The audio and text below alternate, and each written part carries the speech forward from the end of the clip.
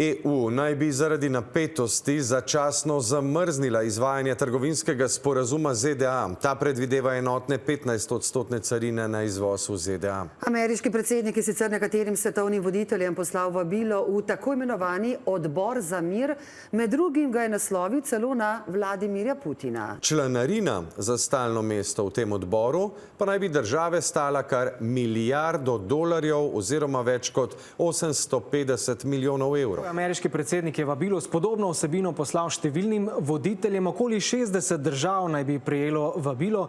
In kakšna je vsebina pisma? Tako kot druge, Trump Slovenijo vabi, naj se odboru pridruži kot ustanovna članica.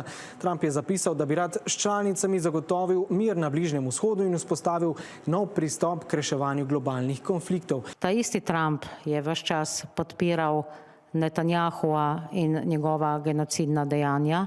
In zdaj bi ta isti Trump rad mimo Organizacije združenih narodov se šel solo projekt, kot je to pač v njegovi maniri, in vabi k sodelovanju razne predsednike od Putina, Orbana do seveda tudi našega premijeja. Mislimo, da to je popolnoma nespodobno povabilo.